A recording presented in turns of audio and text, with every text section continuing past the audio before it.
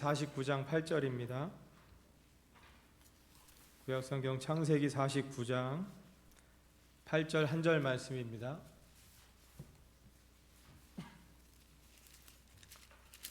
큰 소리로 합독해서 읽겠습니다. 창세기 49장 8절 말씀 같이 읽겠습니다. 시작. 유다야, 너는 내 형제의 찬송이 될지라. 내 손이 내 원수의 목을 잡을 것이요 내 아버지의 아들들이 내 앞에 절하리로다. 아멘. 할렐루야. 아멘. 오늘 말씀의 제목은 넘겨주시면 유다의 변화입니다. 유다의 변화. 오늘은 유다라는 한 인물을 좀 살펴보면서 유다가 어떻게 변화되었는지 우리가 한번 집중해서 한번 살펴보기를 원합니다. 넘겨주셔서 첫 번째는 Who is Judah입니다. 유다는 어떠한 사람인가? 유다는 어떠한 사람이냐면 먼저 이름을 살펴보면 그의 어머니 되었던 레아가 유다를 낳고 이름을 이제 내가 여호와를 찬송하리로다. 그래서 이제 찬송하리로다 이러한 뜻을 가진 이름이 바로 유다입니다. 첫 번째로 넘겨주셔서 유다는 누구냐면 야곱의 아들이죠. 특별히 네 번째 아들입니다. 그의 아버지 야곱은 어머니 4명의 여인을 통해서 이제 자녀를 낳았는데 그 레아라는 그 여인을 통해서 낳은 아들. 그래서 첫째 아들이 르우벤, 그 다음에 둘째가 시므온, 셋째가 레위, 넷째가 이제 유다입니다. 그래서 야곱의 아들로서 레아를 통해서 낳은 네 번째 아들이 바로 이제 유다인 거죠. 여러분 우리가 여기서 한번 생각해 보기를 원하는데요. 야곱의 아들이 몇 명이죠? 12명. 끝인가요? 딸도 하나 있었죠. 디나라고. 근데 여러분 그 당시에 이 문화나 그 유대인들의 관습을 보면 여인들과 아이들은 숫자에 넣지 않잖아요. 그런 걸로 봤을 때 디나라고 하는 딸은 창세기 35장에 어떠한 사건 속에 등장하기 때문에 이름이 알려졌지만 그 외에도 알려지지 않은 자녀들이 더 있지 않을까요? 여러분 생각해 보십시오. 부인이 4명인데 어떻게 딸을 하나만 낳았을까요? 여러분 이거는 성경에는 없는 얘기지만 우리가 한번 생각해 볼 만한 이야기죠. 여러분 어떻게 자녀를 낳았는데 아들만 낳았어요? 저처럼. 저는 아들이 하나지만 어떻게 딸을 하나밖에 안 낳았을까요? 그죠? 그러니까 아마 더 있지 않았을까. 근데 이제 디나는 창세기 35장에 어떤 사건 속에 등장하기 때문에 이름이 알려졌고 그 외에도 있었을 텐데 이름이 아마 알려지지 않았을까 이런 생각을 해봅니다. 어쨌든 12명의 아들이 있었는데 유다는 야곱의 네 번째 아들입니다. 두 번째는요. 유다는 누구냐면 여러분 이스라엘의 12지파가 있는데 야곱의 12명의 아들들의 이름을 통해서 지파가 세워지는데 그 중에 이제 유다 지파라고 있죠. 유다 지파의 조상이 누구냐면 바로 유다인 거죠. 그래서 이 12지파인 이스라엘 12지파 중 유다 지파의 조상이 되는 사람이 바로 유다입니다. 그리고요 세 번째는 뭐냐면 또 띄워주시면 예수님의 조상이죠. 여러분 마태복음 1장이 이제 예수님의 족보에 대한 기록인데 마태복음 1장 2절 3절 말씀에 보면 제가 준비는 안 했는데 거기에 보면 이렇게 나옵니다. 야곱은 유다와 그의 형제들을 낳고 유다는 다말에게서 베레스와 세라를 낳고 그러면서 낳고 그러면서 예수 그리스도가 이제 이 땅에 태어나게 되어지는 거죠. 그러니까 다시 말하면 예수 그리스도가 누구의 족보 속에서 오는 거냐면 유다의 족보 속에 오는 거죠. 그러니까 유다라는 사람은 어떤 사람이냐? 야곱이라고 하는 한 사람의 넷째 아들이면서 이스라엘 12지파 중에 유다 지파의 조상이면서 메시아의 족보에 나오는 조상이라는 거죠. 예수님의 조상이 바로 유다라는 겁니다. 여러분 유다라는 이름을 성경에 검색해 보면 800번 이상 나오는데 대부분은 이제 유다 지파나 아니면 이제 남유다 뭐 이렇게 나오지만 여러분 우리가 기억하는 유다는 저 유다 말고 또 있죠. 누구죠? 가룟 유다죠. 여러분 둘의 공통점이 있어요. 가룟 유다는 누구를 팔았어요? 스승되는 예수님을 팔았어요. 얼마에 팔았습니까? 은 30에. 그 다음에 오늘의 주인공 저 유다는 누구를 팔았죠? 동생인 요셉을 팔았습니다. 얼마에 팔았을까요? 은 20에 팔았습니다. 여러분, 제가 다음 주가 될지 언제가 될지 모르지만 왜 예수님을 은 30에 팔았을까? 그 은 30의 그 또 의미가 있습니다. 그것도 한번 다음 시간에 한번 좀 살펴보도록 하고요. 여러분, 이 동일한 이름을 가진 유다는, 한 사람은 가룟 유다, 스승인 예수님을 은 30에 팔은 유다고, 오늘의 이 말씀에 등장하는 유다는 동생인 요셉을 팔은 그런 유다입니다. 그 유다에 대해서 우리가 좀 집중적으로 한번 살펴볼 건데요. 본론적으로 여러분, 지금 야곱과 함께 그의 가족들이 다 지금 어디에 살고 있냐면 가나안 땅에 살고 있습니다. 가나안 땅에 살고 있는데, 이제 이 요셉은 아들이 12인데 그 중에 2명의 아들을 굉장히 사랑했습니다. 자기가 사랑하는 부인의 이 아들들, 소생들이 누구냐면 요셉과 베냐민이죠. 그 요셉과 베냐민을 특별히 사랑했어요. 그래서 말씀에 보니까 요셉이 이렇게 말합니다. 내 아들은 내 사랑하는 아내를 통해서 낳은 요셉과 베냐민 둘뿐이라는 거예요. 그러면 여러분, 나머지 형제들이 들을 때 얼마나 상처되는 말이에요. 아니, 우린 자식도 아냐? 그죠? 왜 꼭 아버지는 꼭 얘기하실 때 자식을 둘만 있는 것처럼 얘기를 하시는 거예요. 그러다 보니까 이 야곱은 요셉을 사랑해서 형들에게는 입혀본 적 없는 채색 옷을 지어서 입히고, 각별히 사랑을 하니까 10명의 형제들이 이 요셉을 얼마나 미워했겠어요. 아버지 때문에 상처가 되고, 그 상처가 동생이지만 그 요셉을 굉장히 미워하게 되었다는 거죠. 그래서 어느 날 이 형들은 이제 도단에 가서 양을 치고 있었는데, 아버지의 심부름으로 이 요셉이 이제 형들에게 가죠. 그러니까 저 멀리서 요셉이 등장하니까 쟤는 걸어오는 것도 미워. 쟤는 뒤통수도 너무 미운 거야. 그러니까 형들이 어떻게 해요? 잘 됐다, 우리 쟤를 그냥 죽이자. 그래서 여러분, 그 구덩이에 넣어서 이제 죽이자는 거예요. 여러분, 그 이스라엘은 사막이잖아요. 물이 귀하기 때문에 우기 때가 되면 물을 저장해 놓을 수 있는 구덩이들을 파는 거예요. 그래서 우기 때, 비가 올 때 비를 저장해 놓는 그 저장고로 땅을 파는, 웅덩이를 파놓습니다. 그 웅덩이에다가 집어넣은 거죠. 집어넣고 뭐 했을까요? 여러분, 성경에 보니까 빈 구덩이인데 물이 없었더라, 이렇게 기록하고 있는데, 여러분, 이제 우기 때 비를 저장해 놓는 거니까 평소에는 물이 없겠죠.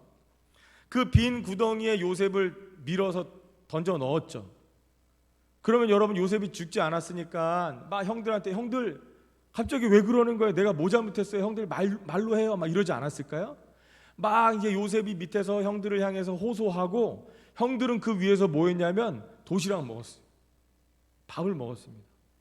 여러분, 그 창세기 뒷부분에 가면 형들이 이제 이야기하는 게 나와요. 그러니까 형들이 동생을 죽이려고 구덩이에 널어놓고 자기들은 배가 고프니까 밥을 먹고, 그렇게 있었던 거죠.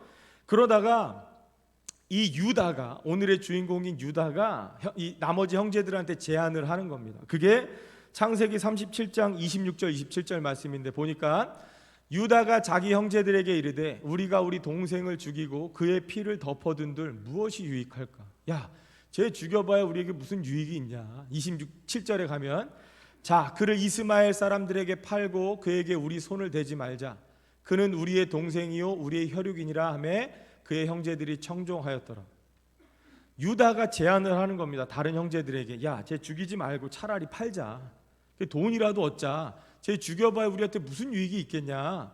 이스마엘 상인들은 사람을 사고 판다니까 저 상인들에게 팔고 차라리 돈이라도 얻자. 야, 그래도 우리 형제 아니냐. 쟤 우리하고 피를 나눈 형제 아니냐. 이렇게 말하면서 자기의 동생을 지금 뭐 한 거냐면, 오늘날로 말하면 인신매매한 거죠. 네. 여러분, 이제 이 특세다 보니까 다들 이 시간 되면 이제 졸리시죠. 그래서 이제 속으로는 내일도 또 새벽에 일찍 와야 되니까 좀 빨리 끝났으면, 최대한 빨리 끝나겠습니다. 여러분, 이제 인신매매한 거죠, 오늘날로 말하면. 그러니까 여러분 보세요. 오늘날에 인신매매하는 이 범죄자들도 나쁘지만 유다는 특히 더 나쁜 건 뭐예요? 남도 아니고 자기 형제를 어떻게 인신매매할 수가 있어요? 그런 사람이 유다입니다. 그 다음에 여러분, 동생을 어찌어찌해서 이제 팔았어요. 판 다음에 집에 돌아가면 이제 아버지가 물어볼 거 아니에요. 야야야, 우리 아들 요셉 어디 갔냐? 우리 아들. 늘 사랑하는 요셉을 분명히 찾을 텐데, 그러면 그 아버지를 어떻게 해야 돼요? 이제 속여야 된단 말이에요. 일이 점점 커지는 거예요. 그게 37장 31절 32절입니다. 그들이 요셉의 옷을 가져다가 순념소를 죽여 그 옷을 피해 적시고 그의 채색 옷을 보내어 그의 아버지에게로 가지고 가서 이르기를 우리가 이것을 발견하였으니 아버지 아들의 옷인가 보소서 하며. 여러분, 저기 성경에는 나와 있지 않지만 아버지 야곱에게 가서 이르기를 그 말 누가 했을까요? 유다가 했을 가능성이 큽니다. 왜냐하면 저 요셉을 팔자고 제안했던 사람이 유다이기 때문에요. 아버지 앞에 갔을 때도 저 변명하고 아버지를 속이고 저렇게 변명했던 게 바로 유다일 가능성이 크죠. 그 유다가 이제 아버지에게 뭐라고 말하냐면 이 요셉이 입고 있던 채색 옷에다가 염소의 피를 묻힌 다음에 마치 처음 보는 것처럼 자기가 발견한 것처럼 아버지 내가 이걸 발견했는데 요셉의 옷이랑 비슷한데 아버지 한번 보십시오. 아버지가 직접 만들었잖아요. 이거 혹시 요셉 옷 아니에요? 이 피가 묻은 거 보니까 요셉이 짐승에게 찢겨 죽은 것 같습니다. 여러분, 이쯤 되면 유다가 좋은 사람이에요, 나쁜 사람이에요? 여러분, 이거를 오늘날로 이야기하면 만약에 여러분들이 재판장이에요. 그래서 여러분들이 재판을 하는데 어느 날 유다가 잡혀왔어요. 죄 몫이 뭐냐 그랬더니 동생을 팔아먹었어. 인신매매했어. 그 다음에 아버지에게 공갈과 사기를 쳤어요. 여러분, 그러면 이 유다에게 어떠한 형량을 내리시겠어요? 제가 말씀을 준비하면서 궁금해서 제가 찾아봤어요. 인신매매하면 형량이 얼마인가 찾아봤더니 많지 않더라고요, 생각보다. 근데 여러분, 유다는요 자기하고 관계없는 사람, 그냥 단순히 이익을 위해서만 한 게 아니고 자기의 혈육이잖아요. 그 자기의 동생을 팔았어요. 거기다가 아버지를 속였단 말이에요. 그 얼마나 죄질이 나빠요. 그러니까 아마 오늘날로 이 법정에서 유다가 이 재판을 받는다면 판사가 이렇게 얘기할 거야. 너 유다, 너는 죄질이 굉장히 나쁘다. 넌 사형. 이렇게 얘기할 수도 있어요. 그 죄질이 굉장히 나쁜 거예요. 여러분 생각해 보세요. 우리가 그냥 글로만 읽으면 별로 이렇게 감동이 없는데, 여러분 이 야곱이 요셉을 얼마나 끔찍하게 여겼냐면, 여러분 요셉이 지금 죽었다라고 없어졌다 그러면 이 평소에 이 사랑하던 이 야곱이 어땠겠어요? 거의 뭐 여러분들 드라마 마지막 장면 아니에요? 뒷목을 잡고 쓰러지고 다음 편에 계속 뭐 이거잖아요. 여러분 그랬을 거라는 거예요. 그런 아버지를 보면서, 저 슬퍼하고 절망하고 절규하는 아버지를 보면서 유다는 지금 어떻게 했어요? 그 앞에다 대고 아주 그냥 철판 깔고 자기는 전혀 모른다는 듯이 자기의 알리바이를 증명하는 거죠. 네. 이게 내 옷을 보니까 요셉 옷 같은데 죽었나 봐요. 이렇게 얘기하는 거죠. 그러니까 여러분, 여기까지만 봤을 때 유다라는 사람은 죄질이 굉장히 나쁜 사람입니다. 그런데 이제 여러분, 여기서 이제 우리가 한 가지 질문을 해봐야 돼요. 그런 유다에게 어떻게 예수 그리스도라는 이 어떻게 메시아가 올 수 있느냐? 여러분, 죄질이 굉장히 나쁜, 정말 그냥 사형을 시켜도 시원치 않을 이러한 나쁜 이 유다를 통해서 어떻게 메시아가 오냐? 어떻게 12지파의 조상이 되었냐? 여러분, 유다 때문에 나중에 가면 이스라엘이라고 하는 국가가 생겨나는 거예요. 그건 이제 점점 살펴보겠습니다. 여러분, 어쨌든 죄질이 굉장히 나쁜 그런 유다입니다. 그래서 야고보서에 보면요, 야고보서 1장 15절 말씀에 욕심이 잉태한즉 죄를 낳고 죄가 장성한즉 사망을 낳는다 그랬어요. 그러니까 여러분, 처음에는요 아버지 때문에 형제들이 상처가 있잖아요. 와, 우리 아버지는 어떻게 나보다 저 동생들을 더 이뻐하지? 야, 어떻게 아버지는 말씀하실 때마다 우리에게 이렇게 상처되는 말씀을 하시지? 부모가 자녀들에게 상처를 줬어요. 이 상처가 발전하니까 뭐가 되는 거예요? 동생을 죽여야겠다. 저 눈에 가시 같은 저 요셉이 없어졌으면 좋겠다. 여러분, 이런 죄를 낳게 되는 거죠. 그래서 죄를 짓고 나니까 여러분 거기서 끝나는 게 아니죠. 죄는요 점점 발전하잖아요. 그러다 보니까 이제 아버지 앞에서 또 거짓말을 해야 되는 거예요. 자신이 한 죄를 덮기 위해서 또다시 거짓말을 해야 되고 점점 일이 커지는 겁니다. 그래서 여러분 이런 일이 있고 난 다음에 이제 약 20년 정도 시간이 흘렀습니다. 이제 동생은 팔려갔고 애굽에서 우리가 잘 아는 것처럼 애굽의 총리가 되었어요. 총리가 되었고 이제 여러분 가나안 땅에도 이제 흉년이 이르렀습니다. 그래서 이제 기근이 이르렀죠. 먹을 양식이 없으니까 아버지 야곱이 어느 날 형들을 부릅니다. 야, 저 이집트에 가면, 애굽에 가면 양식이 있다더라. 내가 돈을 줄 테니까 가서 양식을 좀 사오너라. 그런데 여러분, 재미난 건 베냐민을 안 보냅니다. 왜냐하면 너무 사랑하는 아들인데 하나 잃었거든요.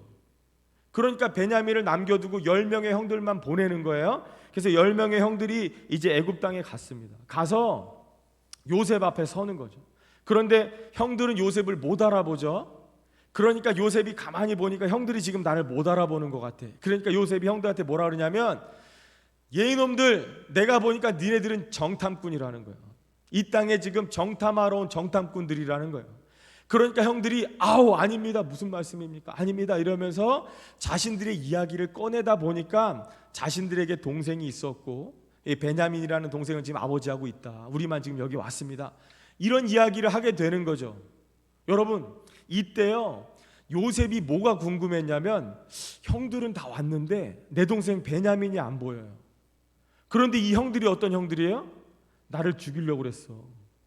나를 팔아넘긴 정말 피도 눈물도 없는 형들인 걸 아니까 아버지가 평소에도 나하고 베냐민을 굉장히 이뻐했기 때문에 나는 팔려왔고 내 동생 베냐민이 안 보이는 걸로 봐서 혹시 죽은 거 아닐까? 나처럼 또 팔려간 거 아닐까? 궁금하죠. 그러니까 요셉이 제안을 합니다. 너희들이 정탐꾼이 아니라면 증명해봐라. 너의 집에 가서 동생 베냐민을 데려와라. 데려올 때까지 시므온은 내가 가둬둔다. 담보로 내가 잡아놓겠다. 그래서 여러분, 시몬이 잡히고 이제 9명의 형들이 돌아갑니다. 돌아가서 아버지에게 이야기하는 거예요. 아버지, 큰일 났습니다. 갔더니요 지금 베냐민 데려오래요. 베냐민 안 데리고 오면 큰일 납니다. 지금 시몬이 갇혀 있습니다. 빨리 가서 저 베냐민이랑 같이 가서 양식도 구해오고 이 시몬도 구해 와야 됩니다. 여러분, 야곱의 입장에서는 믿을까요, 안 믿을까요? 이상하게 쟤네들이 나갔다 오면 꼭 한 명씩 없어져. 요셉이 없어졌는데 이번엔 시몬이 없어진 거예요. 근데 또 베냐민을 달래는 거야. 안 믿죠. 여러분, 야곱의 입장에서는 안 믿죠. 보내줄 수가 없는 거예요. 이건 내 마지막 남은 아들이거든요. 그러다가 시간이 점점 지나가죠. 지나가다가 이젠 양식이 다 떨어지고 나니까 아버지가 또 야, 가서 양식을 사오너라. 유다가 이야기합니다. 아버지, 안 됩니다. 베냐민을 데려가기 전까지는 갈 수 없습니다. 우린 베냐민 없이 가면 우린 죽은 목숨입니다. 그러니까 아버지가 절대 안 된다. 니네 왜 쓸데없이 베냐민이 있다고 그래가지고 나로 하여금 이렇게 힘들게 만드냐. 그때 여러분, 유다가 뭐라고 얘기하냐면요, 유다를 보십시오. 다음 넘겨주시면 창세기 42장 3절 4절 말씀을 보니까 요셉의 형 10사람이 이제 애굽에 곡식을 사러 갔죠. 또 넘겨주셔서 43장 9절이죠. 이제 이 야곱 앞에 이 유다가 하는 말이에요. 내가 그를 위하여 담보가 되오리니 아버지께서 내 손에서 그를 찾으소서. 내가 만일 그를 아버지께로 데려다가 아버지 앞에 두지 아니하면 내가 영원히 죄를 지리이다. 여러분, 이제 여기서 궁금한 게 뭐냐면요, 여러분, 유다가 아까 말씀드렸죠, 죄질이 굉장히 나쁜 그런 인간입니다. 근데요 여러분, 지금 급박한 상황이잖아요. 여러분, 시므온은 누구냐면 유다하고 한 배에서 태어난 형제잖아요. 르우벤, 시므온, 레위, 유다니까. 유다 입장에서 보면 한 어머니의 뱃속에서 태어난 우리 둘째 형이거든요. 그런데 아버지는 늘 요셉, 베냐민만 이뻐해요. 눈의 가시야. 나만 미워하는 게 아니야. 우리 형제들이 다 싫어해. 그런 베냐민을 없앨 수 있는 기회가 온 거 아니에요? 그런데 지금 우리 형은 구해야 된단 말이에요. 그렇다면 과거의 죄질이 아주 나빴던 유다라면 어떻게 했을까요? 원래 어떻게 해야 정상이에요? 아버지를 또 속여야죠. 유다는 충분히 그럴 만한 사람이란 말이에요. 죄질이 나쁜 사람이기 때문에 이번에도 아버지를 충분히 속일 수 있어요. 아니면 어떠한 방법을 갖다 대서라도 거짓으로 꾸밀 수가 있는데, 유다가 하는 말을 보세요. 뭐라고 얘기하냐면 내가 그를 위하여 담보가 되겠다는 거예요. 그러니까 나를 믿고 내가 아버지 베냐민을 데리고 갔다가 데려오겠습니다. 안전하게 데려오겠습니다. 만약에 그렇지 않는다면 아버지 앞에 내 죄가 영원히 이를 것입니다. 내가 담보가 되겠습니다. 이렇게 말하는 이 유다의 모습을 볼 수 있죠. 그 다음에 또 넘겨주시면, 그렇게 해서 이제 베냐민을 데리고 갑니다. 이제 다시금 애굽에 갔어요. 가가지고 이제 요셉 앞에 섰더니 요셉이 보니까 이제 베냐민이 왔어. 그러니까 휴, 다행이다. 베냐민은 살아 있구나. 그러고서 이제 그들에게 이제 성대한 잔치를 베풀어 주죠. 맛있는 음식을 대접하고 양식도 채워주고 돌려보낼 때에 베냐민의 곡식 자루에만 은잔을 몰래 넣는 거죠. 그리고 돌려보낸 다음에 어느 정도 그들이 이제 가고 난 다음에 종들을 시켜서 보내죠. 야, 빨리 따라가서 내 은잔이 없어졌다. 빨리 은잔을 찾아와라. 그럴 때 이제 신하들이 찾아가서 거기 서라. 그러면서 지금 은잔이 없어졌다. 이 총리의 은잔이 없어졌다. 그랬더니 무슨 말이냐고, 우리 도둑질 안 했습니다. 뒤져보자. 이제 검문을 하죠. 그러다 베냐민의 자루에서 은잔이 나오는 거예요. 그래갖고 형들이 다 같이 다시 한번 요셉 앞에 서는 거죠. 그러면서 뭐라 그러냐면, 너희 놈들 은혜를 원수로 갚냐? 내가 너희들에게 이렇게 성대하게 잔치를 베풀어주고 곡식도 줬는데 내가 평소에 이 은잔을 가지고 점을 치는 걸 너희들이 몰랐단 말이야? 그걸 가지고 가? 이것이 발견된 자는 영원히 종이 될 거다. 그런데 베냐민 자루에서 발견됐으니까 베냐민은 여기서 종으로 살고 너희들은 돌아가도 된다. 그때 유다가 하는 말이죠. 유다가 요셉 앞에 하는 말이에요. 44절, 이제 주의 종으로 그 아이를 대신하여 머물러 있어 내 주의 종이 되게 하시고 그 아이는 그의 형제들과 함께 올려보내소서. 다시 한번 유다가요 뭐라고 얘기하냐면, 안 됩니다. 저 아이하고 우리 아버지의 생명이 붙어 있습니다. 저 아이가 돌아가지 않으면 저희 아버지는 반드시 죽습니다. 차라리 제가 종이 되겠습니다. 저를 종으로 삼으시고 베냐민과 함께 나머지 형제들을 돌려보내달라는 거예요. 여러분, 유다가 변화됐잖아요. 유다가 변화됐어요. 여러분, 지금 눈의 가시 같은 이 요셉을 하나 없애고 두 번째 이제 베냐민인데, 베냐민을 나의 손에 피를 묻히지 않고 죽일 수 있는 좋은 기회가 왔잖아요. 그런데 유다가요 이제는 과거의 유다가 아니죠. 변화됐단 말이에요. 이제 내가 차라리 평생 종이 될 테니까 나머지 형제들을 돌려보내달라고 그렇게 말하는 유다의 모습을 볼 수가 있습니다. 그래서 여러분, 그러고서 이제 돌아가죠. 그래서 돌아가가지고 이제 그러고 난 다음에 이제 어떻게 되냐면, 여러분, 이제 요셉이 그 유다의 하는 말을 듣고 감동하고, 그래서 이 울음을 참지 못하고 종들을 다 나가게 한 다음에 형들 앞에서 오열하죠. 대성통곡하면서, 형님들, 내가 형님들이 판 요셉입니다. 저를 형님들이 팔았다고 해서 너무 근심하지 마십시오. 이렇게 이제 고백하는 그런 이야기가 우리가 잘 아는 이 요셉과 이 야곱의 이야기입니다. 여러분, 그런데요 우리가 살펴보려고 하는 건 뭐냐면, 어떻게 유다가 이렇게 변화되었냐는 거예요. 그 다음에 여러분, 우리의 삶에도 다 변화가 필요한데 우리는 어떠한 변화를 해야 되는지를 좀 우리가 유다를 통해서 살펴보기 원하는 것입니다. 그래서 결론적으로 첫 번째 뭐냐면, 여러분, 우리도 변화가 필요합니다. 우리도 변화가 필요한데 첫 번째는 어떠한 변화가 필요하냐면 관계적인 변화가 필요하다는 거예요.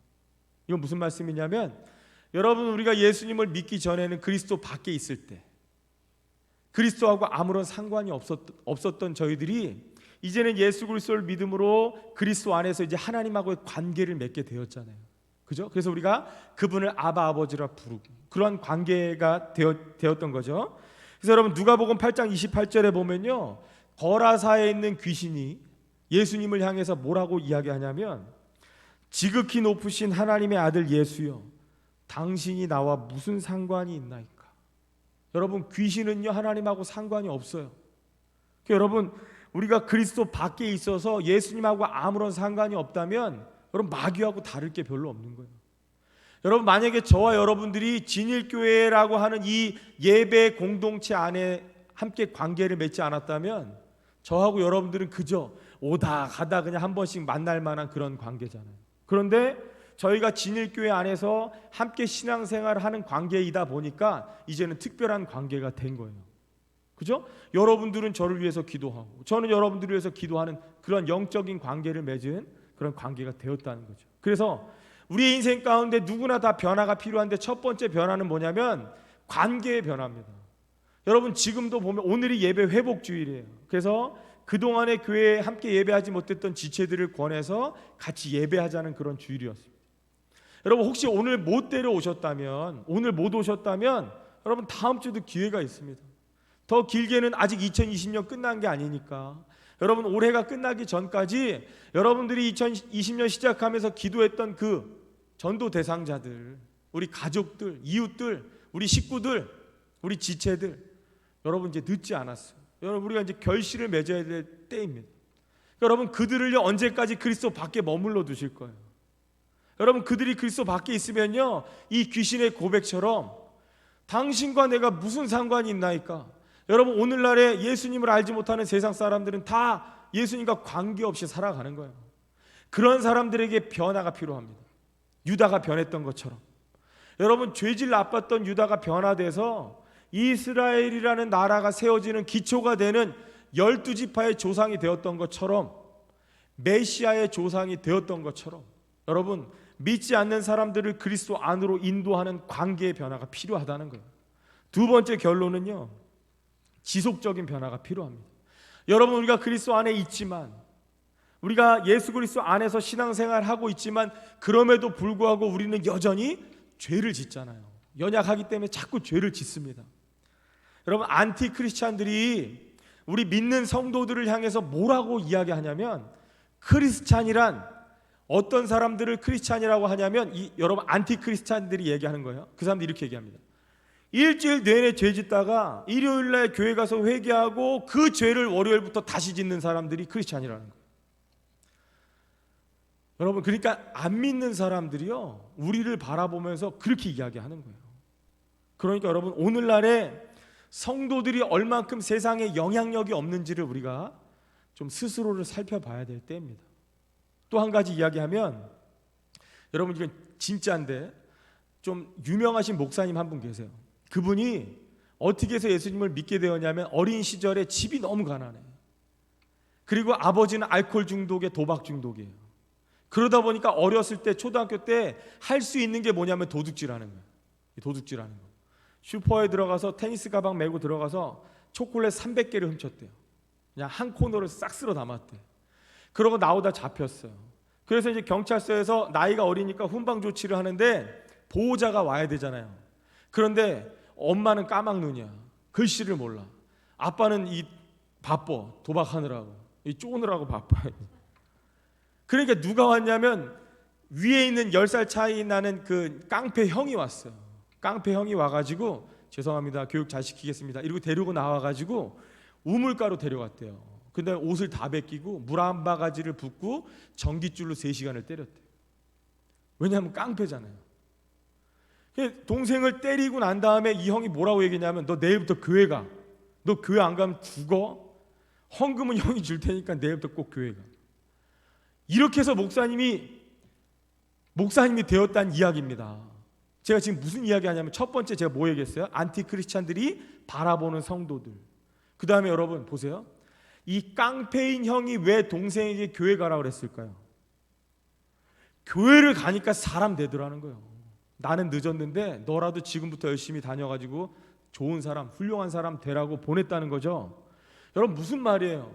당시에는요, 옛날에는요, 깡패들도 교회라고 하면 다 이미지가 좋았단 말이에요. 아, 교회 가면 그래도 착한 사람 된다, 훌륭한 사람 된다라고 옛날엔 깡패도 전도를 하던 시절이 있었단 말이에요.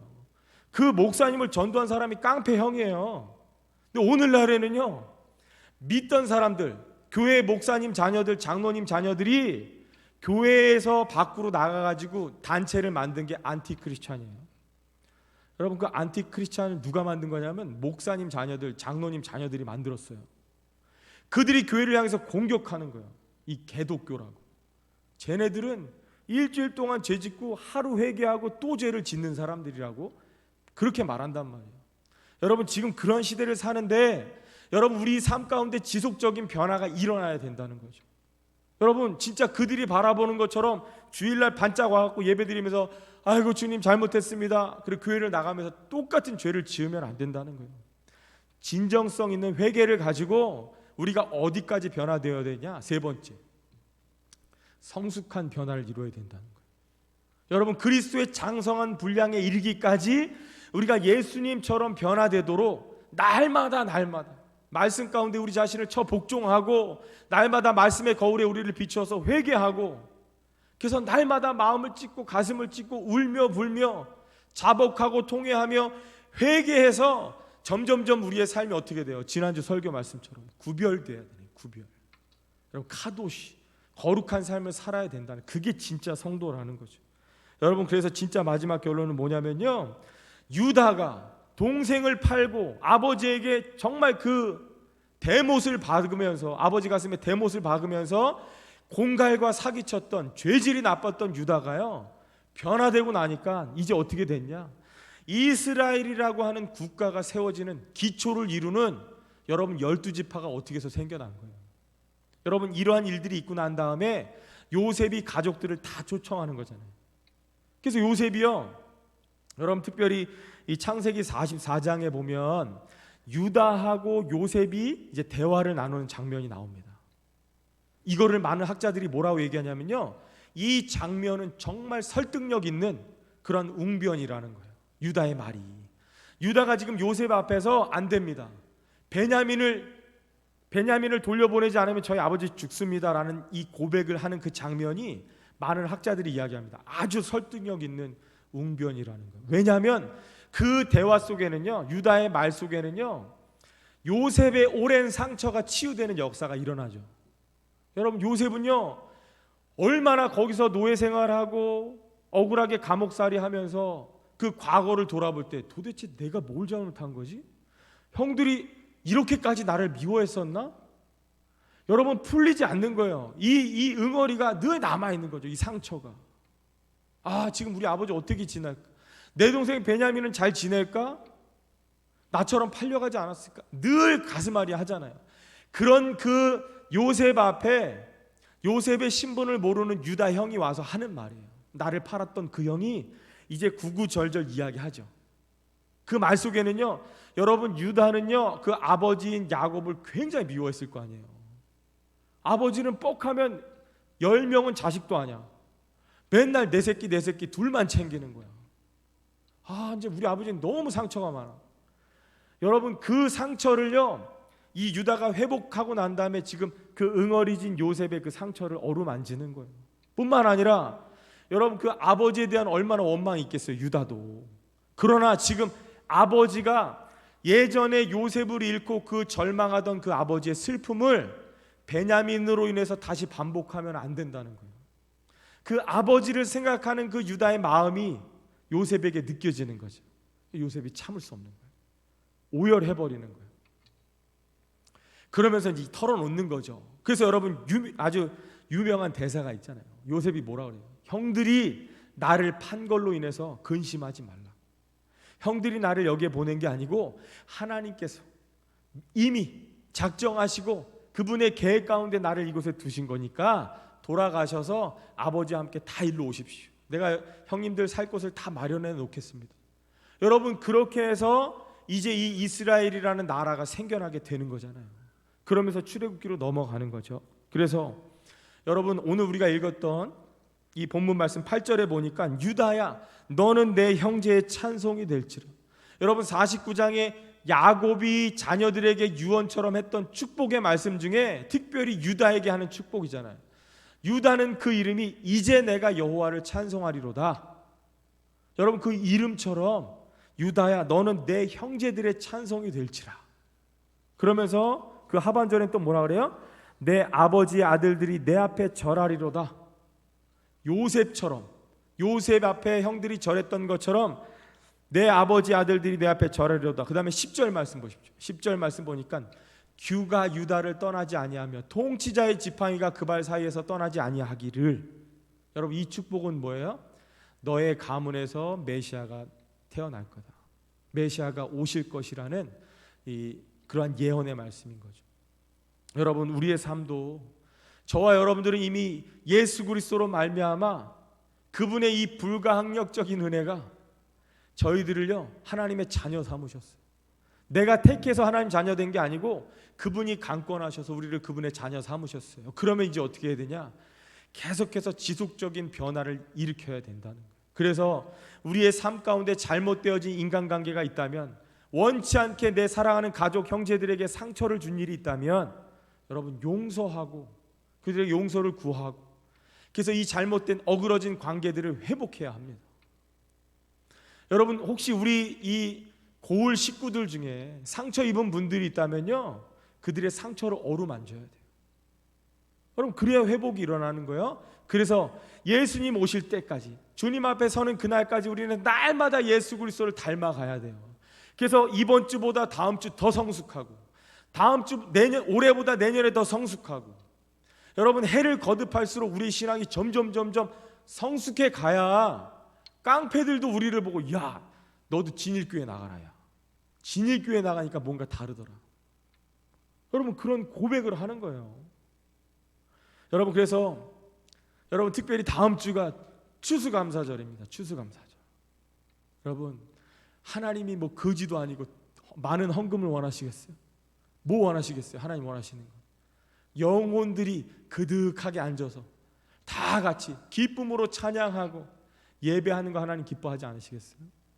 여러분, 이 한 주간이 길다면 길고 짧다면 짧겠지만, 여러분, 안 되면 특별 새벽기도 있잖아요. 특별이란 짝까지 붙였잖아요. 그럼 새벽마다 나오셔서 여러분 계속해서 눈물로 기도하시면 여러분 그 인생 변화시키는 건 아무도 몰라요. 하나님의 계획 가운데 있습니다. 또 알아요? 내가 기도했더니 제가 아는 형도 그랬어요. 제가 이 청년 시절 다녔던 교회에 이 방송실 하는 아주 신실한 형님이 한 분 계셨는데, 그 형님은 어떻게 교회 다니게 됐냐면, 이거 얘기하면 안 되는데, 그 당시에 제 청년 시절에 다녔던 교회 담임 목사님의 막내 아들이 깡패입니다. 그 지역에 좀 유명한 깡패인데, 그 형이 오락실에서 오락하고 있는데 그 목사님 아들 깡패 형이 와서 얘기했대. 야, 너 내일부터 교회 와? 그때부터 안 빠지고 교회 나와서 방송실에 아주 일꾼이 됐어요. 하나님의 역사는 놀랍죠. 여러분, 그냥 깡패가 오락실에서 그냥 지나가듯 한 말인데요, 그 한마디에 인생이 변화되는 거예요. 한 사람은 형이 4시간 동안 전깃줄로 때리고 너 내일부터 교회 안 가면 죽어? 두려움과 공포 속에서 교회를 나갔지만 지금 유명한 목사님 됐어요. 침례교회 목사님 됐어요. 여러분, 그런데 여러분, 우리의 삶 가운데 왜 그러한 일이 일어나지 않겠어요? 우리의 삶에도 충분히 일어날 수 있습니다. 조건이 있다면요, 우리도 유다처럼 변화되어야 되는 거예요. 여러분, 유다는 얼마든지 아버지를 또 속일 수 있었어요. 저 눈의 가시 같은 베냐민 얼마든지 보기 좋게 이 처리할 수 있는 기회가 왔지만, 여러분, 유다는요 과거처럼 속이지 않았어요. 이제 자신이 전면에 나서는 거죠. 여러분, 왜 예수 그리스도가 유다 지파에서 오셨는지 감이 오시죠? 여러분, 유다가 지금 뭐 하는 거예요? 다른 형제들을 대신해서 자기가 담보가 되겠습니다. 그 죄를 내가 담당하겠습니다. 누구랑 닮았잖아요. 예수님도 이 세상의 모든 죄를 담당하기 위해서 유다 지파에서 오시는 거죠. 여러분, 그렇게 유다의 인생이 변화되는 겁니다. 여러분, 저와 여러분의 인생도 그렇게 변화되기를 간절히 바라겠습니다. 우리 같이 찬양 하나 할 건데요, 여러분, 오늘 말씀을 잘 기억하면서 제목이 하나님의 꿈입니다. 영원전에 저와 여러분을 향한 하나님의 꿈이 있어요. 하나님의 계획이 있습니다. 그런데 우리는 어때요? 죄로 인해서 하나님의 형상이 깨져버렸어요. 여러분, 하나님은 우리를 통해서 이루고자 하시는 그 영원한 꿈이 있는데, 죄로 인해서 우리에게 있었던 하나님의 형상이 깨어졌지만, 여러분, 하나님 우리를 얼마나 사랑하시냐면 그 독자 아들 예수 그리스도를, 십자가에 있는 예수님을 외면할 만큼 우리를 사랑하셨다는 거예요. 왜요? 그래야만 우리가 구원을 얻으니까. 여러분, 그러한 가사의 찬양이에요. 그래서 후렴에 보면 그 하나님의 사랑을 찬양하세요. 그 누구도 끊을 수 없다. 경배하세 위대한 사랑 하나님의 꿈. 여러분, 그 하나님의 꿈이요, 지금은 누더기 같은 내 인생이지만 변화시켜서 사용하실 줄 믿습니다. 여러분, 제가 여기서 여러분들 앞에서 이렇게 설교하리라고 저도 생각 못했어요. 상상도 못했습니다. 제가 뭐 잘난 게 있어요? 키가 커요, 인물이 좋아요, 집안이 좋아요. 내세울 게 아무것도 없어요. 아무것도 없어요. 그나마 목 두셔갖고 찬양도 안 나와요, 요즘엔. 여러분, 그런데 제가 이렇게 할 수 있는 건요, 제가 잘나서 되는 게 하나도 아니잖아요. 하나님이 저를 변화시켜 가면서 쓰시는 거죠. 여러분, 우리 인생 누구도 마찬가지입니다. 예, 함부로 판단하면 안 돼요. 지옥의 땔감이라고 함부로 판단하면 안 됩니다. 땔감도 다 쓸 때가 있어요. 여러분 이 가사를 잘 생각하면서 우리 찬양하겠습니다. 영원전에 나를 향한, 영원전에 나를 향한 하늘아버지의 꿈, 아들 예수 죽이기까지 포기할 수 없던 꿈, 죄로 죽어 깨져버린 하나님의 형상을 회복하여 아들 삼아 하늘 보좌 앉히셨네. 찬양하세 하나님 사랑 그 누구도 끊을 수 없네. 경배하세 위대한 사랑 하나님의 꿈. 그 누구도 알지 못한, 그 누구도 알지 못한 하늘아버지의 꿈. 성자 예수 외면할 만큼, 성자 예수 외면할 만큼 포기할 수 없던 꿈. 하나님의 아들이, 하나님의 아들이 사람이 되신 것은 사람들을 하나님의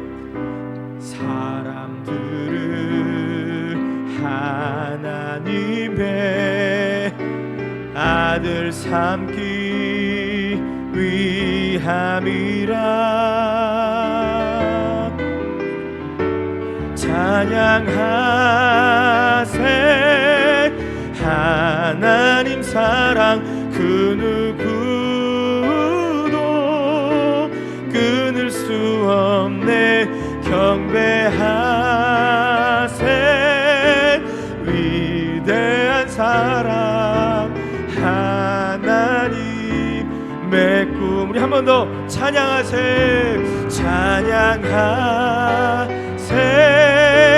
하나님 사랑 그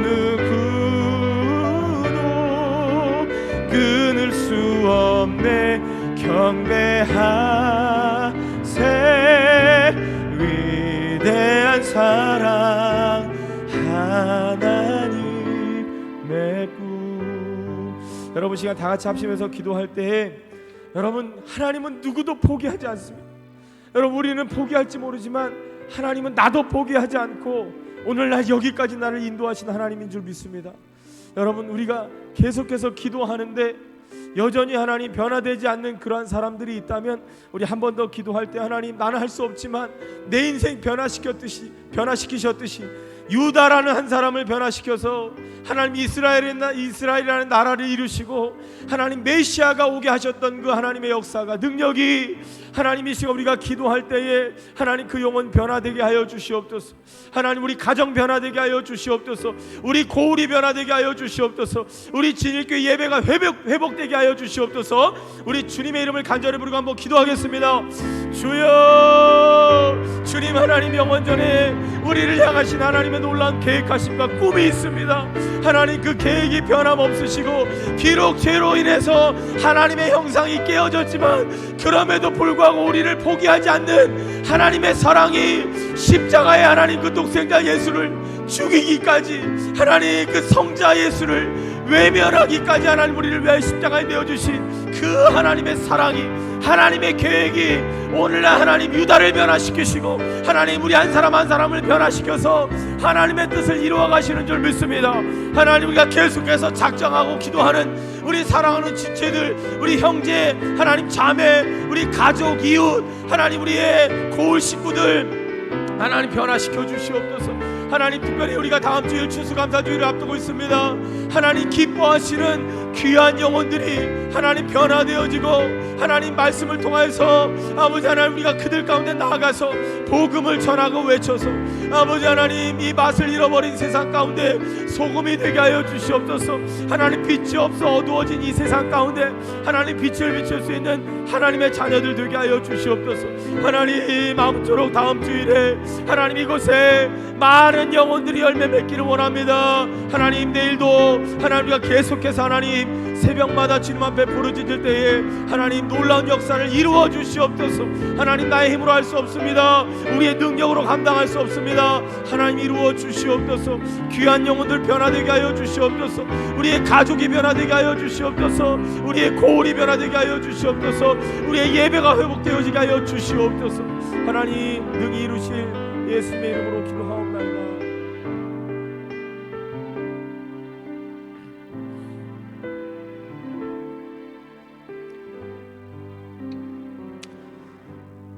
세상의 그 무엇도 그 누구도 끊을 수 없는 위대하신 하나님의 사랑이 오늘도 하나님 우리를 이끌어 가시며 여기까지 우리를 인도하신 줄 믿습니다.